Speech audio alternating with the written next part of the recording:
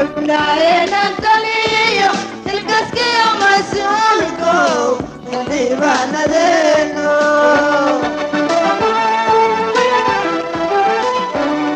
وتسيو ويسيس حكمة نقدر دارنا وتسيو ويسيس حكمة نقدر دارنا وتحب انتكم ضيقانا بس حقيقيا وتحب انتكم ضيقانا بس حقيقيا kulanti wacan oo wanaagsan daawadayaal ku soo dhawaada qodobka waraysiga ee barnaamijka madasha Universal oo toddobaadkan idinkaga imaanaya magaalada Minneapolis ee gobolka Minnesota ee dalka Mareykanka qodobka waraysiga ee barnaamijka madasha toddobaadkan waxaa marti noogu ah xildhibaan Dr. Cabdiqaadir Xaashi oo kamid ah xildhibaanada federaalka ee Soomaaliya Dr. Cabdiqaadir ugu horeyn ku soo dhawow telefishinka caalamiga Universal ee North America gaar ahaan Minnesota ma santa Cabdiqafaar waa dhawaa Dr. Cabdiqaadir waraysigani oo qayb ka ah barnaamijka madasha Universal waxaan ku qaadaa dhigi doonaa qaybo kala duwan oo isugu jira waxqabadkii dawladda federaalka ee aad golaheeda sharci dejinta kamid tahay balse ugu horeyn dad fara badan oo kamid ah way ku yaqaanaan ama way dhici kartaa inaad isla soo shaqeyseen laakiin qaar fara badan oo kamid ah magacaaga ay maqleen haday jeclaan lahaayeen inay bartaan Dr. Cabdiqaadir Xaashi waa kuma maxaad ugu jawaabi lahayd وما سنتها مركل يا عبد الغفار عبد القادر عبد الحاشي وأنا اللي رضا وحن كل شيء مقالة قلدوب قبل كمدق كترسن بونتلان صوماليا وحن دوكسي هو سوا بحي دوكسي اللي هذا قال كعكويا الله برد على اللي هذا دوكسي سرنا عمر سنة ترسكول اللي راه كبحي وإسلا قال كعكويا الله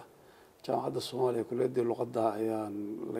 اللي قري اللغة دي لكن مركز ما يصنع وحن سؤال أمريكا وحن هالكاس كبلها ويحبرشوا جامعة اللي هذا University of Western Ontario جامعة كولومبيا اللي نيويورك تالان كبلها ويمركوها صدق سنة كدكتين لكن وحن كقلن جبيه جامعة اللي هذا University of Western Ontario وكتالا كذا علوم السياسة دان كبرتي markaan bachelor ka qaatay waxaan master's degree public administration ama maamulka dawladda ka qaatay jaamacad la yiraahdo Brock University oo ku taala St. Catharines Ontario Canada kadibna waxaan PhD iyo master's degree international relations ka sameeyay jaamacad la yiraahdo West Virginia University ama WVU oo ku taala Morgantown dalka Mareykanka waxaan ka soo shaqeeyay wasaaradda arrimaha dibadda Soomaaliya waxaan ka noqday diblomaasi wadamada Canada iyo Ingiriiska waayahan waxaan ku jiray 4 sano ku dhawaadkii hadda laga soo kacay baarlamaanka federaalka Soomaaliya ka horna waxaan wasiir dowlaha qorsheynta iskaashiga caalamiga ka noqday maamulka Puntland ee Soomaaliya inahaas civil society-gana waxaan noqday gudoomiyihii golaha qurba joogta ee Puntland oo la oran jiray Puntland Diaspora Forum la yiraahdo aan raahdaa waa tahay waa mahadsan tahay ugu horeyn waxaan jeclaan lahaa inaan ku weydiiyo dabcan baarlamaanka federaalka Soomaaliya muddo 4 sano ku jirtay waa ka warqabaayo barigii la soo dhisay golaha baarlamaanka ama golaha sharci dejinta ee gudoomiyaha doorateen gudoomiye Maxamed Cismaan Jawaari madaxweynaha doorateen ma isleedahay golaha baarlamaanka muddadii aad jirteen waxyaabihii la idin igmaday waad qabateen وسؤال هذا في عن أختي دينا اللي تشوفه رنتي عبد الغفار رنتي وحنا أمن سنة هي مركان سي ربعة وحقيقة وجواب سؤال شاس قولها أن كتشرو شعب كأما قولها موقتها ضدك اللي هذا حدث نوقرن برلمان فدرالك الصومالية استقالوا قفقوا يغنوا شقوي نوقبتي waxyaalo badan buu maaragtay isku dayay waxyaalo badan oo soo galay baa jira laakiin sida qaybta fulinta oo dawladda federaalka Soomaaliya waxaan aaminsanahay wax badan oo la qaban karay inaan la qaban duruufo badan oo jira awgood laakiin waxana waa la qabtay oo meel maaragtay hadda aan laga shaqeyn maaha aniga aragtaydan Cabdulqaadir ahaan wixii la qaban karay iyo wixii baarlamaanka ku soo saadin karay dib u dhiska dawladda Soomaaliya oo burburtay ama jamhuuriyadda Soomaaliya burburtay wax badan in laga gaabiyana amisana dabcan maadaama aad xubin baarlamaan tahay hadana farakutiriskaaye heerkooda aqooneed oo aadka u sareeyay baarlamaanka ku jira aad tahay Soomaalidu waxay aad u tilmaamaan in baarlamaanku uu yahay meesha ay Soomaaliya ka dhaqaaqi lahayd waxa la idinku tilmaamaa inaad rideen xukuumadaha baarlamaanku shaqadiisu waa mooshin iyo prime minister la tuuro iyo la bedelo iyo ansixintiisa wax kale oo ay qabteen ma jiraan ayaa la dhahaa marka eedaama idin qabanaysaa islaada ilaa xad ma yes ilaa xad ha baarlamaanku anigu waxaan aaminsanahay dalkan Soomaaliya waa burburay 4 sano hadda dhamaan rabta oo lagu dhow yahay gunaanadkeedii dalku markuu burburana baarlamaanku waxa uu yahay hay'adda sharci dejinta hay'adda sharci dejintu markii wadan dhisan yahay iyo markuu wadan burburo la rabo dib in loo soo dhiso ay tahay isma leh waa kala duwan tahay aniga waxaan aaminsanahay baarlamaanka hadda jira runtii waa baarlamaan burbur ka dhashay waa qabiil lagu keenay maaha baarlamaan maaragtay la doortay oo inta dadku sharaxay oo deegaamadii iska sharaxay oo dad badan maaragtay tartamay la yiri kana roone kana aan qaadanayna waa baarlamaan la magacaabay waaye marka burbur dhacana waxa wax magacaaba iyo waxa la magacaaba dadka burburada ka faa'iideystay u badan yihiin sida yani waxaan ka hadlaynaa literature-ka failed status-ka ama collapse status-ka waxa la yiraahdo dawladaha ka soo baxay inta badan shakliga ay qaataan baarlamaan activista oo noqdo baarlamaanku aragtida baarlamaan activista ana dawlad ma dhisi karo mid burburtayna ka sii daran baarlamaan individualista oo qof walba aniga iyo tayada tahay waxyaalaha qaladaadka kale oo aniga islaahay way hor istaageen baarlamaanka inuu baarlamaan wixii la qaban karay Soomaaliya ku soo siyaadiyo ana islaahay way ka mid tahay waxa ka mid ah baarlamaankii oo qaybtii fulinta ay isku malan yihiin oo ah in baarlamaankii golihii wasiirada la soo kala dooro markii la soo saarayo golaha wasiirada in baarlamaanka ay dastuurku hadda jira uu leeyahay labada banaanka waa laga keeni karaa gudahana waa laga keeni karaa waxa marka timid 225 xildhibaan oo 225 qof waliba rabo inuu wasiir noqdo waxa xaqiiqo jirta ay tahay qof kasta uu rabo inuu noqdo wasiir qofkii laga tagaana oo tirsanayo in laga tagay qof walbana uu soo noqon kareen wasiir oo hadii hadda la rabo xataa in wasaaradda yani wasiir la abuuro qof walba wasiir ma noqon karo qof waxa jira wasiir noqon karo laakiin baarlamaan ku jira qof waxa jira wasiir oo aan baarlamaanka ku fiicnayn baa jira marka taasna carqalad iyo dhibaato runtii bay keentay oo waxay aad iyo aad oo abuurtay jawi ah in qaybtii fulinta oo ay muhiimka ahayd in baarlamaanku kabo ay ka dhaqaaqi weyday qaybtii sharci dejinta isla hadalkaaga haddaan ka dhex bixiyo dawlad walba oo dunida ka jirta ama tan Soomaaliya dastuurka waxa ku qoran dawladda Soomaaliya inay tahay 3 laanta fulinta garsoorka iyo xukuumadda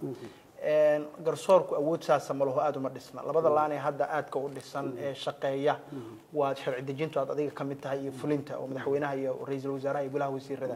marka u malaynaysaa qodobkaas aad xustay haddaanu jiri lahayn inay heli lahayd Soomaaliya fursad in baarlamaan iyo xukuumad kala madax bannaan oo si independent u kala shaqeeya markaasna hirgeliya qawaaniinta iyo sharciyada loo baahnaan lahaa Cabdiqafaar anaga khibradda inaan ka faa'iideysano runtiina dadka wax garadka markay arkaan wax qaldan inay soo jeedin karaan waa xululo xal inay soo jeedin karaan aniga waxaan aaminsanahay burburka Soomaaliya maanta ka jira inay fiican tahay in la kala saaro baarlamaanka iyo xukuumadda waxaan kaloo ku dari lahaa anigu waxaan aaminsanahay muddo intii ah oo ah ilaa 10 sano ugu yaraan oo soo socota awoodaha baarlamaanka in la dhimo baan aniga qabaa oo baarlamaanka awoodiisa lagu koobo sharci dejin in baarlamaanka uu soo noqon baarlamaan dawladaha ridi kara markuu rabo in baarlamaanka ilaa 10 sano ilaa 20 sano lagu khasbo baan aniga qabaa waxaan la hadlayaa shacabka Soomaaliyeed aan la hadlayaa oo baarlamaanka ayagu xukuma in ilaa 20 sano soo socota baarlamaanka awoodiisa ay noqoto inuu dawladaha ansixiyo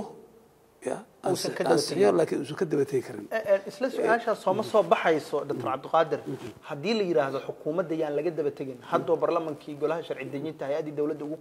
sarreysay ay iyaga yihiin maalin walba waxaa dhacda awoodda fulintaa taabata dhaqaalaa la siiyaa mooshin baa la keenaa waa la kala dira haddii madaxweynaha iyo wasiirada iyo ra-iisul wasaaraha la yidhaahdo yaan lala xisaabtamin yaa hadhow accountabilitygiisoo meesha kama baxayo su-aal aad u fiican waay aniga waan bartay waxaan ka hadlaya wadamada burburo sida loo soo dhiso wax aada cilmi aada u ballaaran waay suuragal maaha baarlamaanka hadda annaga noo jiro oo kale in dowlad ka dhisanto dadku waxay odhanayaan dowladdii oo awalba fashishay oo xagga ah oo burburtay oo waxba qaban oo maaragtay inta khalad u leeyahay baarlamaanku leh baad ku sii daynaysaan dadka mogta aniga waxaan aaminsanahay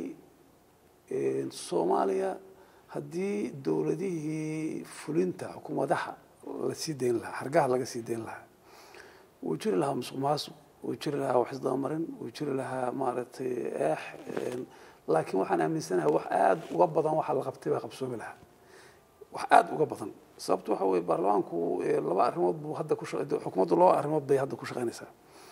mid waxa weeye markii hore iyadu tayadu xumayd oo wadanku waa burburay dadka la helayo iyo waxa la keenayo markii musuq maasuq iyo waxa la factor gareeyo oo mar walba tayadu mar walba xumaanayso iyo qabyaalada iyo balaayada iyo moogtahay marka mar walba iyadoo awooddu tayada soo baxaysa xumaan la liidan lahayd ba haddana dadkaasi markay ku mashquul lahaayeen golaha xukuumadda laga dhigaa inay wax qabtaan oo dalkii wax u qabtaan waxay mar walba ka fikirayaan baarlamaanka kalsoonida ay kala noqonayaan baarlamaanka idin daba taagan baarlamaanka ninka ku jira moogta iska baado oo ma ogtahay maxaan ku rahdaa iska maslaxo iska waxee marka aniga waxaan aaminsanahay inay fiican tahay markaan fiiriyay aniga khibradda aan 4 sano oo aan ka faa'iidaystay hadda aan ku jiray baarlamaanka inay fiican tahay baarlamaan ku eg sharci dejin iyo la xisaabtan hay'adda dowladda oo fulinta oo xisaabtanku laakiin uu ahaanayo uusan ahaaneyn mooshin madaxweynaha laga keenayo oo mid prime minister laga keenayo ama mid xukuumad laga keenayo uu noqdo ceebayn ummadda Soomaaliya horteeda in loo yeero guddiyada baarlamaanku u yeeraan maaragtay wasaaradaha dhigooda ay la xisaabtamaan ay sheegaan waxay ku khaldameen ay sheegaan wasiirkan wuxuu ku khaldamay ay maaragtay cambaareeyaan laakiin aysan noqon in dowlad wasiirka hadduu shaqada fulin waayo prime ministerka iyo madaxweynaha ka qaadaya shaqada ka qaadaya laakiin inaan baarlamaanku uusan noqon hay'ad maalin walba wax xil qaadaysa aad baan u fahmay dabcan haddii aan ablayno ama aan qaybino baarlamaanka baarlamaanada adduunka qaabkay u shaqeeyaan waxay tahay baarlamaanku guud shaqo ma qabtee waxa shaqada qabta gudiyada baarlamaanka sida guddiga arrimaha dibadda guddiga dhaqaalaha guddiga amniga guddi walba hawshaas intuu ka soo shaqeeyo qabta ka Soomaaliya ahaan maadaama aad xildhibaan tahay gudiyadiina see u shaqeeyaan gudiyadu waa jiraan waana shaqeeyaan runtiina baarlamaan bilow ah anaga baarlamaankan waa kii 60kii oo kale ama kalsii liita waay dowlad burburdhay oo baabaaday hadda la soo dhisay oo qabiil waliba lagu soo dhisay baarlamaan qabiil lagu soo dhisay qabyaaladeysan marka la fiiriyo kuma xuma gudiyadu kuma xuma waa shaqeeyaan waxyaalo badan bay qabtaan sharciyaday soo initiate gareeyaan ama soo bilaabaan kuwa xukuumaddu keentay intaan baarlamaanka guud oo balanariga la keenin ayagu si darsaan oo ka shaqeeyaan recommendations keenan anigu hadda guddiga waxaan ku jiraa maaliyadda iyo qorsheynta iyo miisaaniyadda waxa la yiraahdaa iyo dabagalka hay'adaha dawladda magacyo waaweyn oo mas'uuliyado waaweyn baa halka ka reebta dabagashaan marka hay'adaha dawladda marka la xisaabtamaysaan oo kale mise magac ahaan baa u jirtaan xoogaa ma jirto dabagal iyo isla xisaabtan maadaama guddiga maaliyadda iyo qorsheynta ay tahay meesha sartu ka qoranta runtii way jiraa runtii dabagal way jiraa annaga sameeyna guddi walba oo kala sameeyo guddiga arrimaha gudaha guddiga arrimaha dibadda guddiga dastuurka guddiga hawlaha guud guddiga social services maxaan ku raama hawlaha ijtimaaciga guddi aan hay'adaha fulinta oo dhigooda ah aan la xisaabtamin ama aan u yeerin ama aan wareysan ama aan awaamir siin ma jiro runtii ma jiro in that sense dhinaca marka laga fiiriyo bilow fiican oo aad u fiican waay dhinacii markay noqoto fulintii iyo say u wada shaqeynayeen maxaan ku rahdaa sharci dejintu oo ahayd in fulintu shaqadeedii qabsato baa halkaas xanibaadu ka jira dhibaatada weyn meesha ka jira global perception index-ga Soomaaliya mar walba waxay gashaa wadanka ugu hooseeya corruption-ka adduunka marka laga hadlayo good governance ama dawlad wanaagana waxay ku jirtaa dalalka ugu liita haddii aad shaqaysaan oo dabagalkii iyo qaabka loo maamulo finance ama maaliyadda oo kale iyo maxaa sanad walba Soomaaliya ay xagga u gashaa wallahi waxa weeye horta niyo waa su'aal fiican weeye Cabdiqafaar dawladaha burburo dhan horta indexka waa ku jiraan qolobana markii burburkeedu suu u dhow yahay ama u dheer yahay indexka meesha ka galaysa waa ama 1 ama 2 ama 3 ama 4 baa la galaa مثلا هذا ودمada anaga Liberia anaga iyo Sierra Leone iyo maxaan ku raahdaa South Sudan iyo baa ku wareegnay Zimbabwe iyo ma fahamtay marka indexku hadda number 2 waaye Soomaaliya hadda dad fiirso indexka 1 ma hadda 2 waaye waxaan aaminsanahay haddaan shaqayn lahayn anagu waana isxanibi lahayn anagu aan candhada ku dhigi lahayn dawladnimada waxaan aaminsanahay waa ka bixi lahayn horan ka bixi kar lahayn ilaa intii hadda ku meel gaarka laga baxay 40 sano hadda tagay oo dhamaan rabta waxba la qabtay wax badan la qabtay dawladdu ma aha inay eber ahayd oo fadhiid ahayd laakiin waxa aad uga badan la qaban karay inta hadda la qabtay haddaan saa u shaqayn lahayn waa hore dhici karta inaan indexka gal lahayn 10 iyo 15 iyo 20 iyo simar lahayn markaad golaha shacabka ama golaha baarlamaanka Soomaaliya ee Muqdisho aad ku sugantihiin oo kale waxyaabaha aad ku faantaan ma kamid tahay inaad rideen laba ra'iisul wasaare wallahi wax lagu faani karo ma aha dawladdan riday ma ogtahay waxbaan ridnay horta wax lagu faano ma aha laakiin dawlad madaxweynaha iyo prime ministerka awoodahoodu si fiican uma runtii qeexna markay isqabtaan oo labadu isqabtaan oo wada shaqeyn waayaan oo istak noqdaan ay qir noqotana qofku si kasta oo u fiican yahay oo isleeyahay cadaalad u samee madaxweynaha constitutionka protect gareynaya madaxweynaha constitutionka protect gareynaya haddaan yani la waalan mugta 189 xildhibaan baa xilka ka qaadi kara I believe haddaan khaldanayn saddex meelood oo meel mooshinka thresholdka loo keenayo madaxweynuhuna waa ka dheer yahay kan prime ministerka runtiina dee xafiis la soo doortay oo doorasho ku yimid oo baarlamaanku doortayna madaxweynaha ah prime ministerku ma prime ministerku waa qof madaxweynuhu magacaabay asagu markay wada shaqeyn waayaan marka anu markii horena waa qabay haddana waa qabaa markay wada shaqeyn waayaan inay wada shaqeyn waayaan ma fiicno madaxweynuhu khaladaadka waxbuu ku leeyahay waxa weeye marka hore inuu doorto weeye qof ay wada shaqeyn karaan haddii doorashadu ka xumaato maalin walba mid inay wada shaqeyn karaan aad dooratana dhibteeda iyada laftigeedu leedahay laakiin haddii la wada shaqeyn waayo qir ay noqoto madaxweynaha iyo prime ministerka maslaxadda waddanku waxay ku jirtaa continuity yani inuu madaxweynuhu joogo oo prime minister uu xusho su'aasha waxaan ku weydiiyay waxa la yiraahdaa inta badan ayaa hogaamisa inta yar dabcan markii labada ra'iisul wasaare xil ka qaadaysay baarlamaanka intooda badan ayaa u codeysay in ra'iisul wasaarahaasi uu baxo sida aad hadda sheegtay si loo ilaalisho si socoshada dawladnimo oo madaxweynuhu soo xusho wasiir kale oo koowaad dawladdiina ay sii socoto hadda intii nii badnayd u codeyseen inaad ra'iisul wasaariyaashii soo maray ayrisaan soo fursad miina si madaxweynihii inaan la xisaabtamin oo u dareemo in awoodiisu ay xad dhaaf tahay wadin laga fiirin karo dadka Soomaalida qaar badan oo dhinaca ka fiirin kara jira ama ka fiiriyay laakiin ma aaminsani sababtoo waxaad ka garanaysaa baarlamaanka dad ka mid ah oo tiro badan oo aad u tiro badan baa madaxweynaha laftiisa damcayna xil ka qaadaan oo mooshin keenay oo petition keenay waxaan aniga aaminsanahay annagoo dhan baa dawladnimada oo dhan baan ka dhacsanahay baasho dhan baan nan garanayn oo maxaan ku raahdaa markii la xanaaqo ama wax yar khalad baa jira la yiraahdo meesha laga bilaabo waa mooshinka waa meesha u sareyso hadunta albaabka guriga oo dhan haduma ah khaladaad baa dhacaya prime minister khaladaad buu leeyahay xukuumaddu khaladaad bay leedahay madaxweynuhu khaladaad buu leeyahay meeshan wax boqolkiiba boqol saxan ma jiraan wax saxmi karaana duruufaha lagu shaqeynayo oo hadda maanta Soomaaliya ka jira ma jiraan laakiin in la yiraahdo haddii wax khaldamaan mooshin hal la keeno oo xal la rido qof ha dhinto ya ama madaxweynaha ha noqdo ama prime minister ha noqdo horta xal ma lagu helayo ama xukuumadda ha la rido hadda waxa xamar qarxaya batay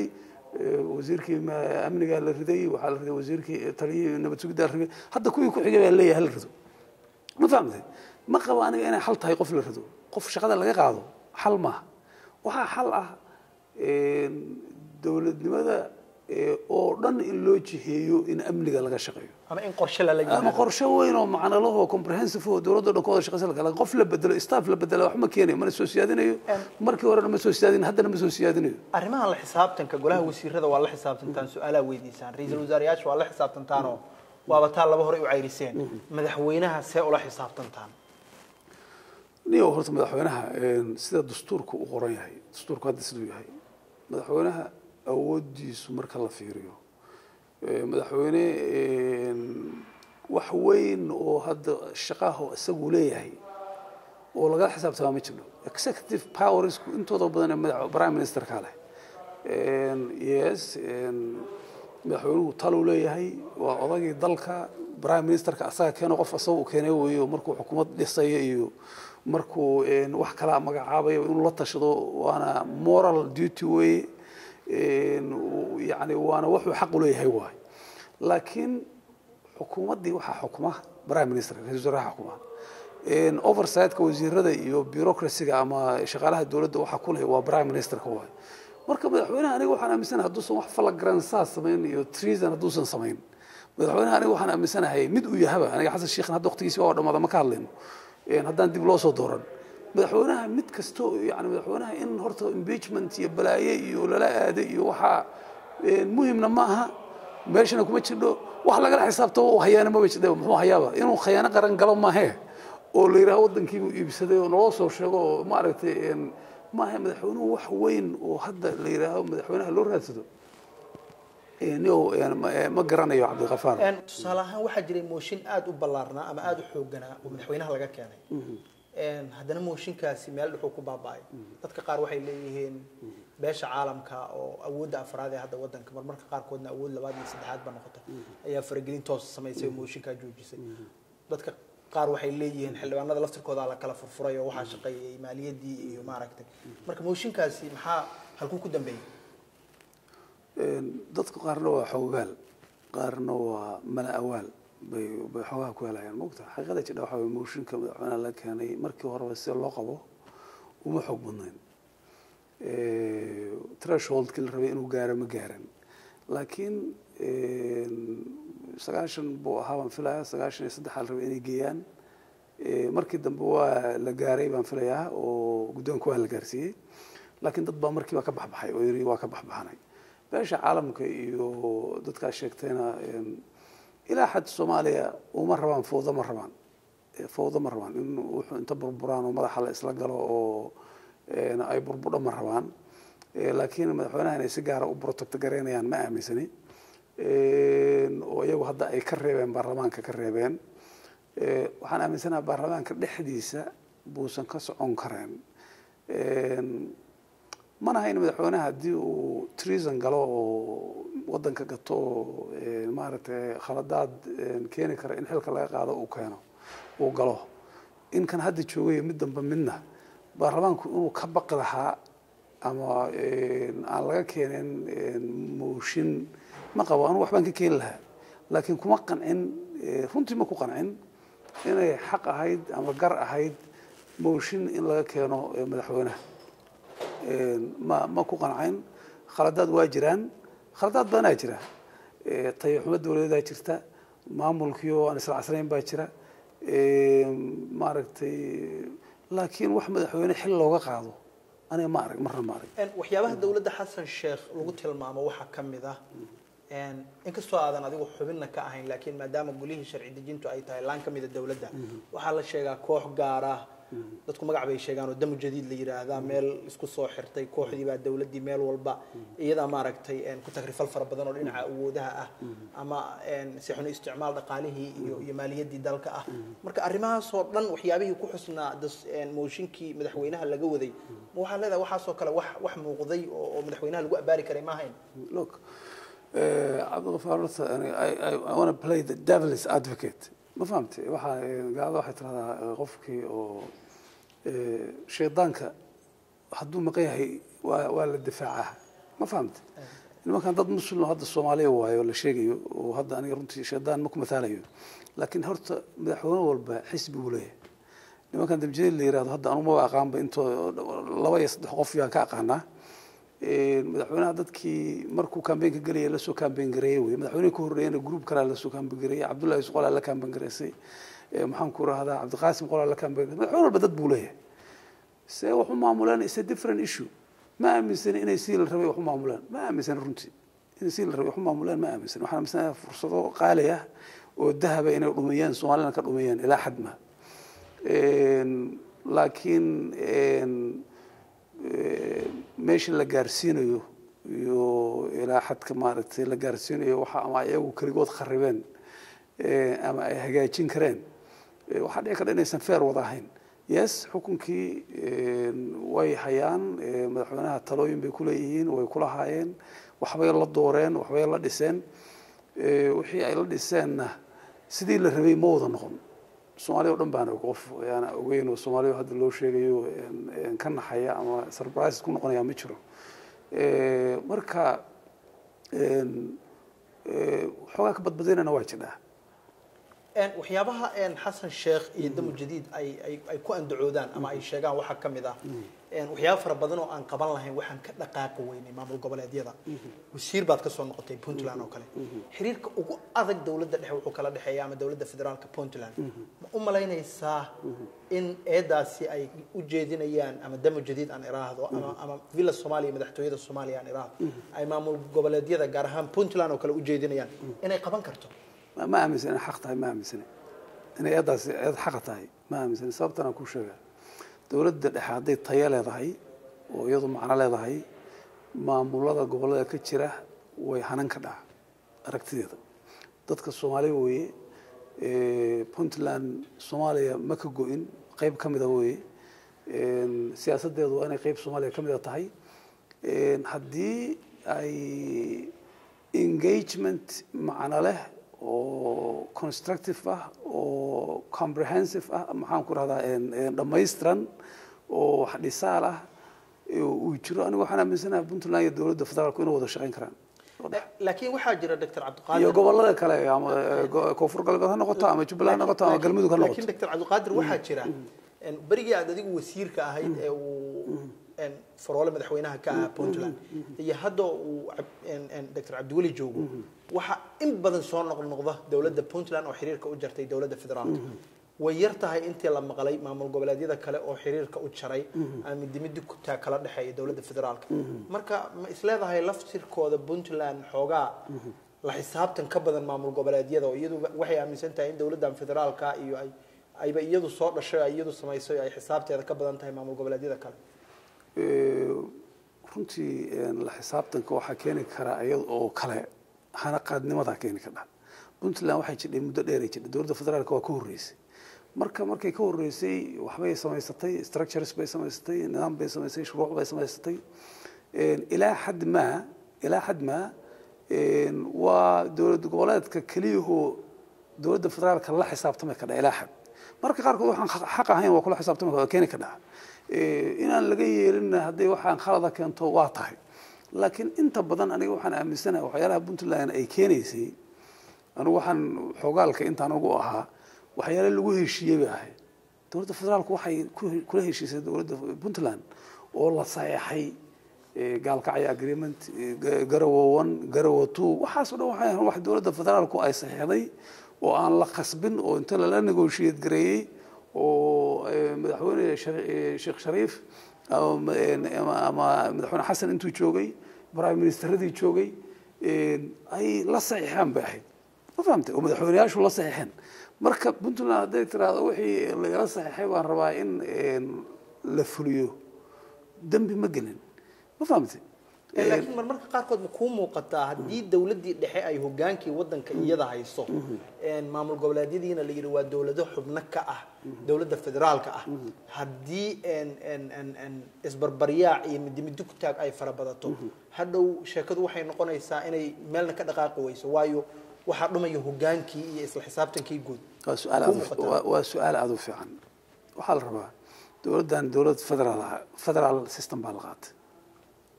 qoladii deyma haynanay oo Soomaaliya qolo Soomaaliya oo tiri ma rabno federalism ka ma rabno wadankan sharbu u yahay doonimeyno ma hayno hadii la qaatay federalismku qawaacid buu leeyahay wuxuu leeyahay wax walba waxay leeyihiin formulo leeyahay formuladii uu keenay federalismka Puntland iyo maamulada kaleba awooda siinaysa awoodaha federalismka marka dawladda markay federal system qaata awooduhu waa qaybsan yihiin مثلا siyaasadda arrimaha dibadda siyaasadda maamulka dhaqaalaha lacagta maamulka lacagta revenue-ga siyaasadda jinsiyadaha iyo qofka immigrationka maxaan ku raahdaa tan defense-ka ama gaashaandhigga intuba waxaa la yidhaha exclusive rights waxay gaar u yihiin dowladda dhexe siyaasadaha ijtimaaciga caafimaadka waxbarashada biy'adda maxaan ku raahdaa waxyaalo badan oo hadda dowladda federaalka dowladda dhexe ku dhex jidhana waxaa la yidhaha exclusive rights waxaa leh gobollada ka tirsan dowladda federaalka ah mushkilada Soomaaliya ka jirta waxaa weeye iyadoo aan la negotiate garan awoodaha iyadoo aan laga gorgortamin baa nidaam federaal la qaatay ya ma la gorgortamin ma la oran see baan u qaybsanaynaa baalahan maxay exclusive rights powers noqonaya oo dowladda dhexe maxay exclusive rights noqonaya dowladda maxaa kuwa dowladda dhexe u gaar ah maxaa dowladihii maamulka federaalka ku jiray noqonaya aniga waxaan aaminsanahay khaladaadka dowladda dhexe in badan bay ku leedahay sababtoo ayadaa la rabaa inay maamulada jira u tagto tiraahdo miiska inoo soo dhiga awoodihii dowladaha adduunka federaalka ku dhaqmo waa la yaqaanaa maxaanu ka qaadanaynaa maxaan duruufteena gaarka ah oo haddaan Soomaali nahay aanu uga tagaynaa maxaa ilaa dowladda dhexe waa la wada leeyahay hadba maalinba gobol baa xukumaya ama qof gobolkeed baa xukumaya hal reer ma haysanayaan ama hal gobol ma haysanayo maxaan isku darsanaynaa oo aynu wada yeelanaynaa maxaynu kala yeelanaynaa aad iyo aad 4 sano ka hor aan u soo noqono dowladda federaalka anigoo raba su'aal inaan ka weydiiyo Puntland ama heshiiskii ugu dambeeyay sida ay noqonayso doorashada 2016ka laakiin dowladda federaalka oo kale 4 sano ka hor markii Xasan Sheekh la doortay qodobadii uu ballan qaaday waxa kamid ahaa 6 qodob 3 qodob oo kamid aan jeclaan lahaa inaan wax ka weydiiyo maadaama wadanka ka timid waxyaabuhu ballan qaaday waxa kamid ahaa tusaale ahaan maamulka dhaqaalaha oo kale amniga oo kale iyo siyaasadda arrimaha dibadda adoo soo koobaysid 3 qodob dowladihii Xasan Sheekh uu soo dhisay ama ra'iisul wasaarayaashiisii 6 qodob oo aan ka soo qaatay 3 qodob amniga maareynta dhaqaalaha iyo siyaasadda arrimaha dibadda maxay ka qabteen marka runta laga hadlo oo aan qolana lagu la siyaasadeyn runtii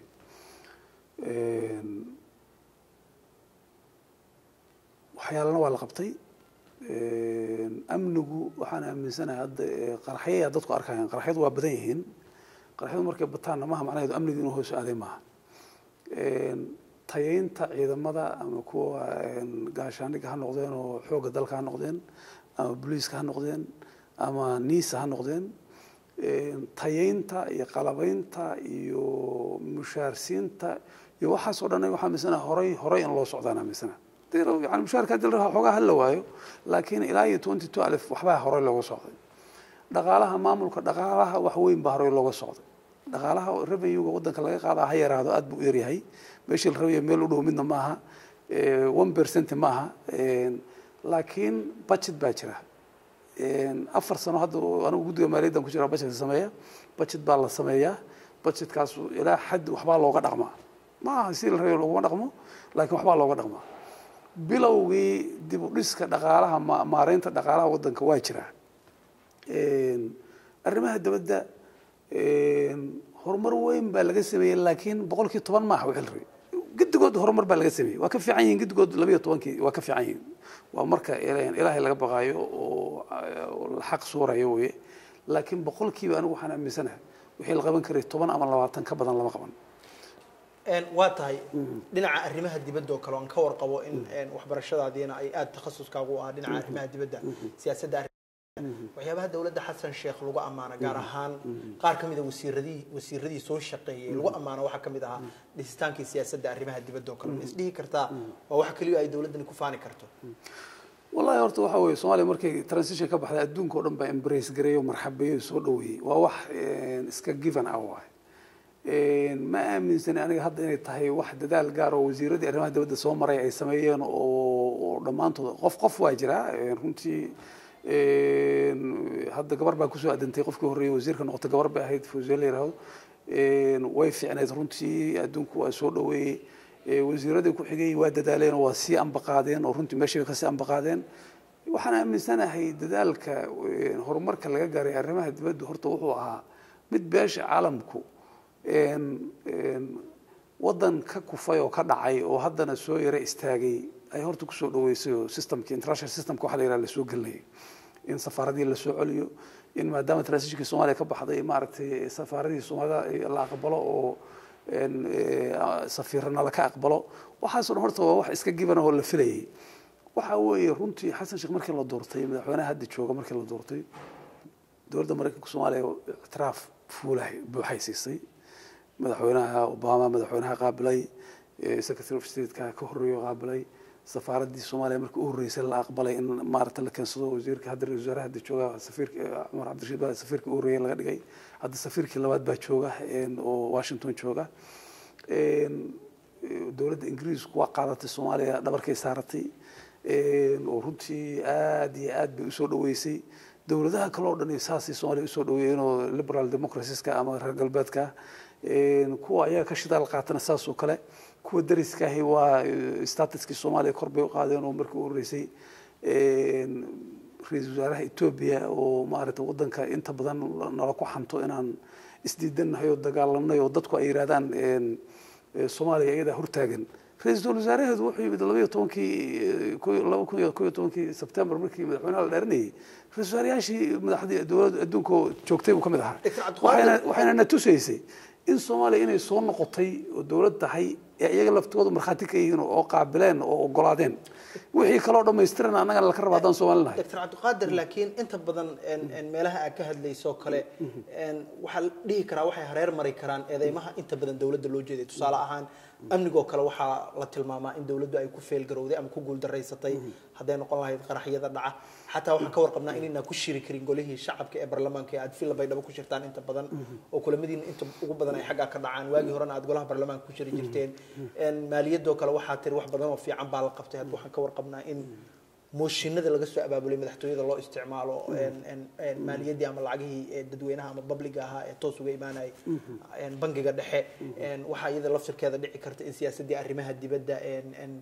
si xun ay u maamuleen dad group ahaayo markaasi maamulkii dawladda qabsaday waa inta la tilmaamo oo dadka mucaaradka ay ku tilmaamaan dawladda waxa soo dhan ma jiraan miyaa leedahay malihi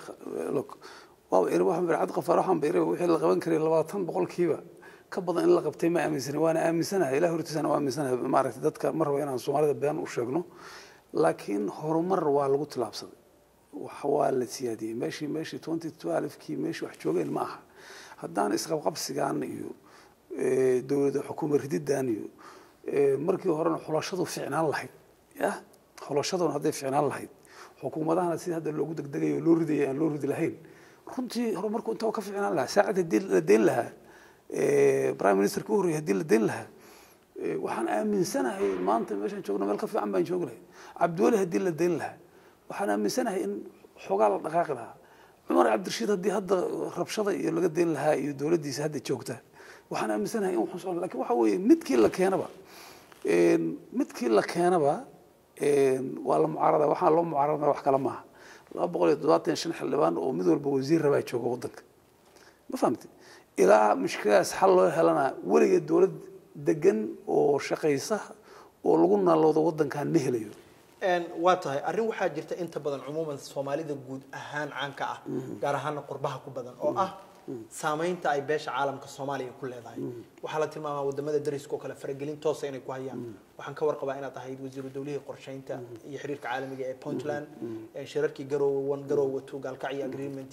iyo National Assembly iyo dadkii ka soo shaqeeyay shirkii London iyo shirarka marka saamayn intee la eg guud ahaan beesha caalamka Soomaaliya ku leedahay gaar ahaan dalalka dariska waa su'aal aad u fiican aad qafaar beesha caalamku saddex qaybood baan u qaybinayaa qayb waxa weeye wadamada reer galbeedka dimuqraadiyiinta oo wadanka aad joogtaan laga xukumo qaybna waxa weeye wadamada carabta iyo islaamka qaybna waxa weeye wadamada afrikaanka oo qaarkood daris aan nahay qaybtan dimuqraadiyiinta oo liberal democracies ka la yiraahdo oo Mareykanka iyo Ingiriiska iyo Faransiiska iyo Jarmalka ay horboodaan Soomaaliya dawladnimadeeda wax inay horey u socotay jecel yihiin in Soomaaliya ay ku soo noqoto international community ay jecel yihiin inay wax la qabtaan bay jecel yihiin siyaasadda Soomaalida ma farageliyaan ma rabaan inay farageliyaan xagga u beeray inay yiraahdaan ma jecla dhaqaale badan bay ku bixiyaan ciidamadeena iyaga mushaarka siiya ama Soomaaliya ilaalisa iyaga mushaarka siiya annaga inaan kasbanaan la rabaa annaga language-ka ku hadlaan inaan naqaano language ma literally luqadda ma ka hadlayo waxaan ka hadlayaa diplomatic language-ka iyo principles-ka iyo philosophy-ga iyo waxyaalaha good governance-ka iyo transparency-ga these are waxyaalaha adduunku iskuna aamino dawladaha marka aad qof wax siinayso haddaad rabto inaad sadaqa bixiso waxaad sadaqada siinaysaa yatiiman daama matraba oo miskiinan maqrabada oo yatiiman daama matraba Soomaaliya waxaad siinaysaa qof sadaqada istaahalaad siinaysaa wadamada deeqaha ku nool waxa la siinaa tii si fiican u maamulanaysa mid walba ma la siinayo waxa la siinayaa tii rabta in sinaan iyo cadaalad iyo wanaag dadkeeda ay ku dhaqdo waxa la keen ma fahamtay labada qaybood kale waxa weeye wadamadan carabta islaamka wadada Soomaaliya iskala tacaadufa oo fiican oo jecel Soomaaliya in lagu hedo ku istaagto ciladoodu waxa weeye iyagii baa burbursan iyagii baa waxa wada xukuumadda wada kala talisa oo aan rabin wadan dimuqraadi oo fiican inuu dhashaba dhexdooda ka dhasho iyagii baa waxay sameeyaan corrupt wada ah nin walba boorso lacag ku soo guraya malaayiin ku soo guraya madaxda markaa joogto siinaya qarankii waxay siinayaan iyo waxay qof siinayaan marka aad fiiriso corruption-kooda iyo dhibtooda badan ee Soomaaliya horay ka soo bixi maysa maslaxadii qaranka ka soo bixi mayso ma fahmaysaa Afrikaanku wadad iska masaakiin oo gaajeysan oo dhibaataysan oo iyaga laftooda runtii naftoodii u yaaban weeyay soo shaqo tagay Soomaaliya soo shaqo tagay qaarkood ma runtii waa noo soo helayeen xaqiiqadii oo ilaa xad taakula weeyay inay laakiin adiga laga rabaa inaad ciidankaaga dhisato adaa laga rabaa inaad diblomaasiyadaada dhisato aniga waxaan aaminsanahay haddaan annagu inta is aamino Soomaaliya haddaan nahay oo dalkeena u soo jeedsanay inaan dhisano wax naga hor istaagi karaa ma jiraan aniga ma aaminsanahay wax khalqan adduunka ku ugu xoog waaweyn naga hor istaagi karaa ma aaminsanahay daawadayaal wali waxaan ku guda jirnaa waraysigii qaybta ka ah barnaamijka madasha Universal oo idinkaga imaanayay magaalada Minneapolis ee gobolka Minnesota waxaan soo gaarnay qaybihii dambe ee waraysiga aanu la yeelanay Dr. Cabdiqaadir Cabdi Xaashi oo socdaal ku yimid magaalada Minneapolis ee gobolka Minnesota Dr. Cabdiqaadir waxa uu ka tirsan yahay golaha sharci dejinta federaalka dawladda federaalka ee Soomaaliya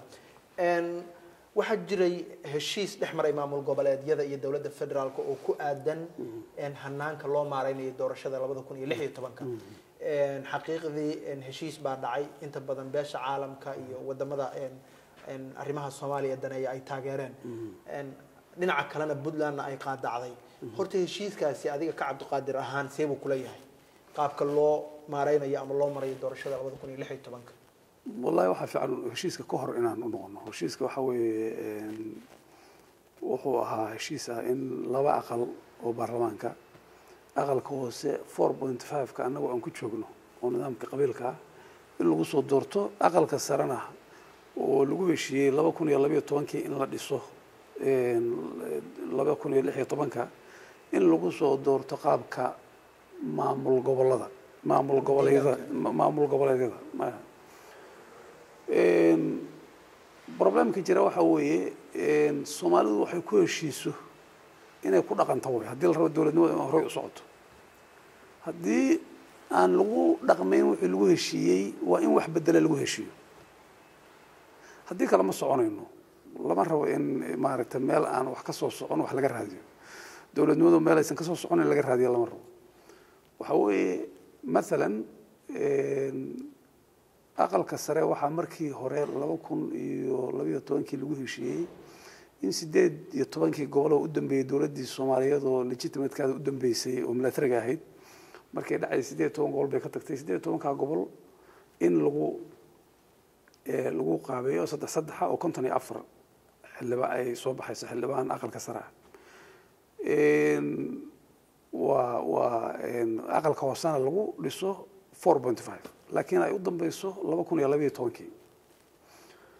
wixii waa shaqeyn weeyday maxay u shaqeyn weeyday waa su'aasha waxay u shaqeyn weeyday shaqadii la rabay xukuumaddu ma qaban noqoto hadday noqoto sababtu isqabqabsigii tira badnaayo maaragtay xukuumadii tira badnaa loo bedelay ha noqoto lack of commitment inaan la rabinba ha noqoto ma garan karo annagu 100% boqolkiiba boqol saasi ahayd ma oran karo it could be a combination of all waxyaalahaas oo la isku daray noqon kartaa laakiin ma suuro gelin wixii lagu heshiiyey Soomaalidu ku heshiisay markii la gaaray doorashadii 2016 in lagu dhaqmo ma suuro gelin haddii aysan suuro gelin aniga waxaan aaminsanahay Puntland kaligeeda diiday arrintii saad sheegtay waxaan aaminsanahay inay ahayd Puntland in lala hadlo waqti hore oo aan ahayn bil ka hor marka doorashada la galayo iyo 2 wiil ka hor aysan ahayn in beel caalam iyo maaragtay ay la hadlaan waxay ahayd in Soomaalidu wada hadasho waxay ahayd in dawladda dhexe iyadu inta Puntland engage garayso hal sano ka hor ama 2 sano ka hor hal sano iyo bar ka hor anigu waan ogaa marna maskaxayda ma gelin 2016 baa wadankan doorasho hore ka dhici kara marna ma gelin habeen mar rumaysan aniga sababtu waan ogaa inay suuro gal ahayn ma aaminsanin 2024 doorasho xalaal ah oo one man one vote inay Soomaaliya ka dhacayso hadda ma aaminsan aniga ma fahamtay waxay marka ahayd haddii Cabdi Qafaar ay loo jeedo inaan wixii lagu heshiiyay aysan suuroobeyn in la hadlo Puntland haddii ay diidanayd in wax laga bedelo wixii lagu heshiiyay in waxay ahayd lala hadlo lala xaajoodo la yiraahdo walaalayaalow haddii Puntland ay ka suuro gali karto doorasho xor ah oo maanta deegaanada laga sameeyo galbeedka Soomaaliya kama suuroobi karto galmudug kama suuroobi karto Jubbaland kama suuroobi karto Muqdisho kama suuroobi karto meeshii ka suuroobi karto xataa hadda ma aragtay maanta oo xataa degmooyinka laga sameyn karo waa la carqaladeyn karaa inta wixii la bilaabaa la carqaladeyn karaa iyagoo dhexda looga jiro marka aniga waxaan leeyahay shaqadii la rabaan xukuumaddu qaban xaqiiqadii arrintaasna dambigeeda anu waxaan saaraya xukuumadda ee maamulkan saaraya dhexe dabcan maamul goboleed isla ogol yahay inkastoo idinka dawladda ka wada tirsan xataa golaha xukuumadda iyo golaha baarlamaanku maamul goboleedyada aad aqoonsataan iyo kuwa aad aqoonsiga kala noqotaan aysan isku mid ahayn oo kuwa xukuumaddu aqoonsanayeen in idinka aqoonsanayn kuwa idinka aqoonsantiin aysan iyadu aqoonsanayn laakiin maamul goboleedyada la isla ogol yahay oo kale koonfur galbeed maamulka Jubba galmudug iyo Puntland saddex kamid ah iyo dawladii federaalka ahayd way ogolaadeen in 4.5 2016 aqalka hoose lagu soo dhiso aqalka odayaashana maamul goboleedyada loo qaybiyay iyadoo sad dheeraad la siiyay laba maamul goboleed gaar ahaan Somaliland iyo Puntland marka xoogaa soloma dhihi kara dawladda federaalka laftirkeeda way sameysay isku day ah inay qanciso Puntland horta waxaan leenahay Somaliland iyo gobolada kale Soomaaliya isku mid ma waxaan aaminsanahay qalad asaasi ah oo Soomaalidu Soomaaliya ay tahay in Somaliland la yiraahdo saddex siyaadaha la siiyo Somaliland waxa weeye waqooyiga iyo koonfurta Soomaaliya isku darsaday baa Somaliland la yiraahdo qaybtii waqooyiga lixdankii xor bay noqdeen annaga waa naga hor xoroobeen waana sugeen jacayl Soomaaliya ay u qabaan baynoo sugeen aniga ma qabo in Somaliland saddex siyaadaha la siiyo shan siyaadaha la siiyo inay gartahay ma qabo waxaan qabaa in xal kale loo helo Soomaalidu xal u hesho si Somaliland wadanka loogu soo dumo in ka macna badan in loola tago koonfur loo tagto waan qabaa Puntland iyo markay noqoto madasha kale koonfurta inta dawladda Soomaalidu hadda koonfur dawladeed way Puntland waa gobolka ugu dhisan ugu horeeyay ugu horumarsan nidaamka federaalka gobolada maamulada ku jira hadda miisaan bay leedahay inay iyadu ka dudo wixii ay ku heshiiyeen maamulada kale saddexdii maamul oo kale ee dawladda federaalku inay israaceen miisaan culus bay leedahay miisaan aad weyn bay leedahay labada marka midna lama tuuri karo aniga waxaan aaminsanahay in hawsheedana lagu jiro in laga wada hadlo arrintaas oo meel dhex wax la isugu keenana oo xal Soomaaliya loo soo saarana aan xeegana loo xagtaa ilkana u nabad galaan in la heli karana waa aaminsan haddii si saraxa ku jirto iyo niyad wanaag looga shaqeeyo ma u malaynaysaa marka sida hadda lagu heshiiyay oo inay 2016 ka doorashada ku dhacdo qaab shaqayn kara inay tahay hadday shaqaysase doorasho ay Puntland ka maqan tahay macna noocay yeelan kartaa waaba kuu sheega doorasho puntland ka maqantaa macno ma yeelan karto sababto waxa weeye waxa markii hore laga hadlayay koonfurta soomaaliya soomaalida lagu sheegay koonfurta soomaaliya oo puntland ka tagtay oo maaragtay intaasoo gobol ka tageenna hadda waxay noqonaysaa wax yar bay noqonaysaa aniga waxaan aaminsanahay inaan soomaalidu aysan kaftanka ay ka baxdo puntlandna soomaaliya ma hogaamin karno puntland soomaaliya keligeed ma hogaamin karno waxay iyadu rabtana ma suurageli karaan keligeed soomaaliya inta kalena puntland ma inkiri kardho ma hor istaagi kardho waxaa marka la rabaa kaa dhexgalo haddaysan puntland soomaaliya inteeda kale hogaamin karin waxyaabahay puntland ku doodaysa waxaa ka mid ah 4 beelood iyo barha laga gudbo soomaaliya waxyaabihii loo baahnaa inay qabsoomaan ee looga gudbi lahaa 4 beelood iyo bar lama samaynin waxyaabahay puntland ku doodaysa waxaa ka mid ah xildhibaanada gole deegaan ha lagu soo doorto 60 xubnood ee golaha wakiilada puntland deegaan kuma yimaadaan qaabka loo soo doorto inagu waa garanaynaa waa qaab beelaha ay u wada degan yihiin marka puntland nidaam aysan iyadiiba ku dhisnayn inay dawladda federaalka sanka uga tasho ay tiraahdo waa in maaragtay saasaa lagu heshiiyey soo xogaa midi ku taag maaha look puntland gudaheeda markay tahay ya waa runtaa weeye qaab beeleed baa lagu soo doortaa xildhibaanadeeda run waaye argumentka hadda aad sheegtay waa kii dawladda dhexe iyadoo ula imaan lahayd puntland oo kula moogta xaajoon lahayd oo oran lahayd war dhibaatada idinka waa idin haysaaye annagana moogtahay bal markaan aan ku dhaafno hadhow 2020 iyo wixii aan samayn karnaa samayno hadday oran lahayd oo niyad wanaag jiro really niyad wanaag la isula yimaado oo lagu wada hadlo waxaa dhici karta inay shaqayn lahayd baa dhici karta laakiin dawladda federaalku markuu hore dhexe ayada markuu horena yeeshay oo saxiixday oo aan la khasbin negotiationka ka soo baxdaan waa fadhiyay waxaan filayaa garowe 2 inay ahayd baan filayaa inay garowe 2 ahayd baan filayaa shirkii lagu heshiiyey garowe labaad inay ahayd baan filayaa inaan dib dambe 4.5 Soomaaliya waxa looga soo dooran 4.5 oo horta marka maxaa tahay cabdi qafaar waxa la rabaa in la isweydiiyo 4.5 nidaam fiican ma 4.5 waxa weeye nidaam entitlement siinaya qof aan waxna qaban karin invalid ah inta baarlamaan soo fariisay halka iska soo fariisanaya waa aragnay meesha wuxuu dhaxal siiyay Soomaaliya waa aragnay deegaanna runtii saad sheegayso ama dadku sheegayo suuragal ma deegaan in maanta Soomaaliya lagu doorto run waay absolutely ana qiraya qofka horeeyo qiraya aniga way deegaan inta maanta Soomaaliya lagu doorto in sidoo kale deegaan wax lagu dooran karaa waxa way in loo allocate gareeyo deegaanka allocation system in la yiraahdo buraha kaba intaas la siinaa waajid intaas la siinaa maxaan ku raahdaa zeelac intaas la siinaa qaab noocaas in la yiraahdo ya oo loo allocate gareeyo xilwaanada qaab noocaas lagu sameeyo laakiin inta la tago marka wax uga duwan tahay ma leh runtii wax weyn oo uga duwan tahay 4.5 ma leh marba haday tahay allocation qofku inta tago anigu aanan tartamayno inta gooldogob tago ama gaalkacay tago aan lahayn aniga xilwaan baan rabaa yaa ila tartamaya aanan markaas halkaas sanduuqayga la dhigayn nasiibkayga aan helay sida aad sheegtay garowe 2 ama shirkii labaad ee garowe lagu saxiixay heshiiska ah qaabka ay noqon doonto 2016 ka doorashadeeda dadka aqoon-yahaniinta waxyaabaha ay tilmaamaan waxa kamid ah waa shirarkii khaladaadkii ugu waaweynaa la galay madaxweyne Sheekh Shariif oo sanad loogu daray oo dadajinaya doorasho inay wadanka ka dhacdo ra'iisul wasaarihiisii oo musharax ahaa idinkoo maaragtay wasiiradii Puntland markaa ka socday oo idinka laftirkiina ay dhici kartay inaa wax gaar ah la hulubnaydeen baa isu yimid waxba dadajiseen waxba saxideen heshiiskaasi laftirkiisa ma ka fiirsateen oo sida uu noqon doono iyo qaabka u dhigmi doono iyo implementationkiisa ama hirgelintiisa oo kale ma ka fikirteen ama ka wada hadasheen siyaasaddu Cabdiqafaar wax badan baad ka taqaanaa siyaasaddu waxa weeye waa negotiation waa gorgortan iyo wax xaajood iyo daalac naasal waay ya waa taba waxa la kala bedelanayo waay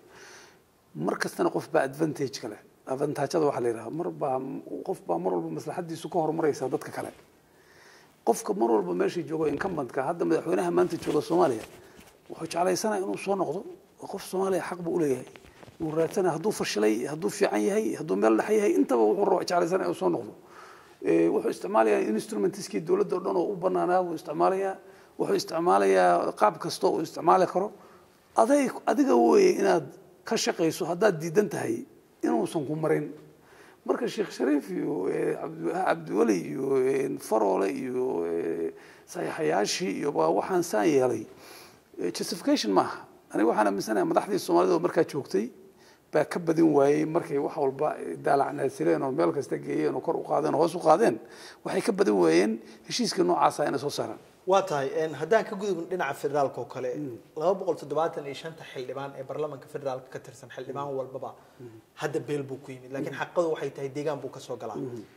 meeshaad ku dhalatay ee maanta ay haddii one man one vote u ahaan lahayd dhici kari lahayd inaad ka soo gashid waxay noqon kari lahayd magaalada Gaalkacyo gobolka Mudug waxay noqon lahayd degmada Galdogob xiriir noocaad la leedahay waxaan la leeyahay xiriir duruufta maanta jirta kay suuro gelin ka ugu fiican waxa dhici ka inaan tagin oo aanan inta tago fariisan oo xafiis ka furto qofka xildhibaanka ah adduunka hadda aan joogno kale qofka hadda magaaladan matalo Washington fadhiyo House of Reps ka idinku jira ama senatorka ah constituency xafiis buu ku leeyahay shaqaalaha u jooga telefoonada ugu jira budget baa ugu jira anagu waxaas ma lihin anigu dadkan matalayay xildhibaan kasto 275 hadduu run sheegayo Ilaahay ka baqayo dadka uu ka dhumanaa asaga ka dhumanaya sababtu dadkii koob shaah ka bixin karo haddii biyo ka go'an yihiin uma samayn karo haddii qaaxa u dhimanayaan kiniin uma keeni karo ambulatory uma samayn karo marka waxa weeye inaan duruuftooda iyo hamigooda iyo dhibaatooda ka warqabno wax jira waay oo aan waraysanayno oo aan ka shaqeynayno in laga baxo duruuftan maanta jirto dhibta badan laakiin inaan waxba u tari karayn wax aan u tari karo annaga iyo kuwa kale oo xildhibaanada ah oo mid kasta oo xildhibaanaha kii run sheegaya waay wax jira waay dabcan waa runta waxyaabaha qaarkoodna way dhici kartaa in lagu garaabo laakiin xaqiiqooyinka jirta waxay tahay deegaanada Soomaaliya ama degmooyinka waxa ka socda mashaariic horumarineed oo ay garwadeen ka yihiin dadka deegaanka tusaale ahaan Galdogob oo kale aad sheegtay waxa jira isbitaalka Mudug General Hospital oo ay dadka diaspora ama jaaliyada dhisteen waxa jiray dadaal ay wado laami ah oo Gaalkacyo iyo Galdogob isku xirta ay wadeen oo ilaa iyo xad wax fiican ay ka qabteen Puntland aad wasiirka ahayd hadda xildhibaan baa federaalka ka tahay way dhici kartaa inaad labada dawladood maamul goboleedku ay Galdogob ka tirsan tahay Puntland iyo dawladda federaalka ba aad xiriir la lahayd mashaariicda horumarineed ee ay dadka deegaanka garwadeenka ka ahayd miyaanan la oran karin waad ka jiifateen haddaad wax ka qaban kari lahaydeen waa su'aal aad u fiican weeye niyo horta laba mashruuc aad sheegtay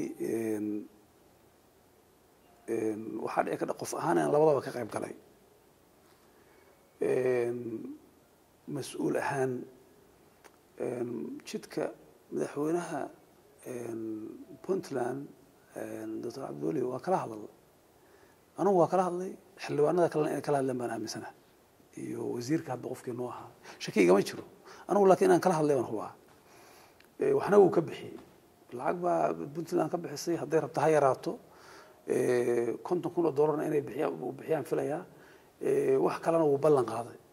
دولة الفدرال كامر كاغورنا دولة الفدرال resources بدن ماله حقيقة دي ماله resources بدن وثقة صاحب تنوي وتحقليني وناك بدن واجرها دي عولبا لكن ديجانا ده هوس معنا دولة الفدرال كانوا كبديهم كوا هوس معنا بنتلاند باهذا ونوا بدن تهي ود يدخل الدولة الفدرال كسوق لنا واحد أد وكوبون waxaa dhici karta madaxweynaha federaalka waxyaalaha uu saxiixi kara ama bixin karo inay ka yihiin waxa madaxweynaha Puntland iyo kan Somaliland ay bixin karaan ama la mid yihiin ama aysan ka badnayn dhaqaale ahaan baan ku sheegaya marka la fiiriyo baaxadda dowladda federaalka mas'uuliyadaha laga rabo iyo deegaanada hoos imaanaya wax ka raba oo Soomaaliya oo dhan Somaliland ku jirto dhinac walba yani qof walba oo Soomaaliya wax ka soo raadsan karo iyo dhaqaalaha yaraantiisa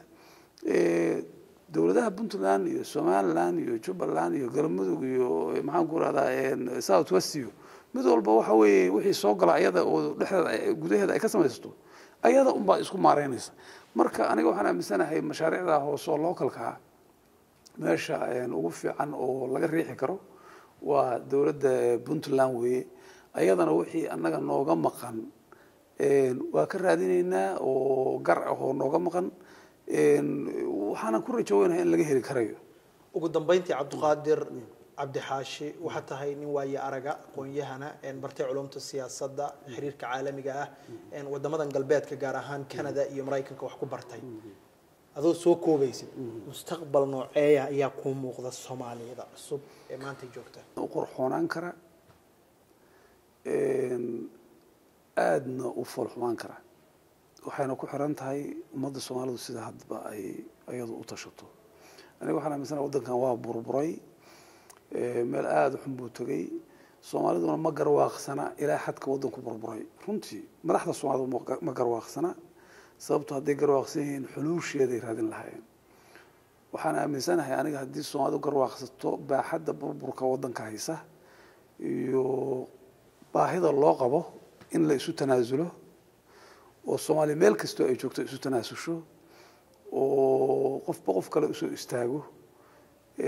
waxaan aaminsanahay Soomaalidu dad wax badan isaga mid weeye dad walaala weeye dad runtii wax kasta xalli kara waay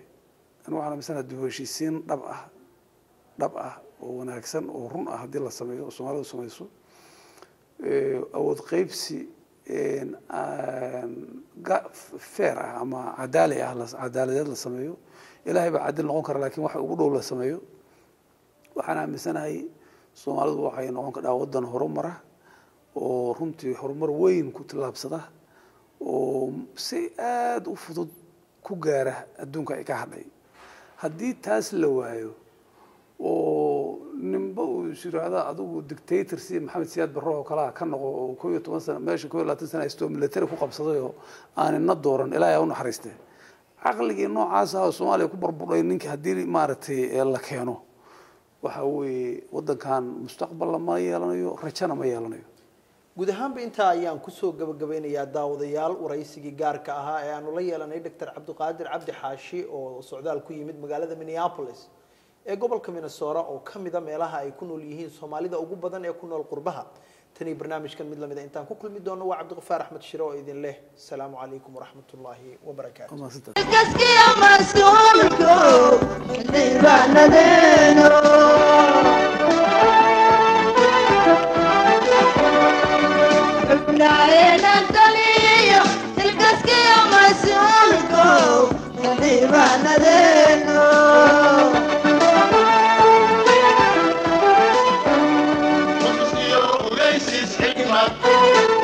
dardarana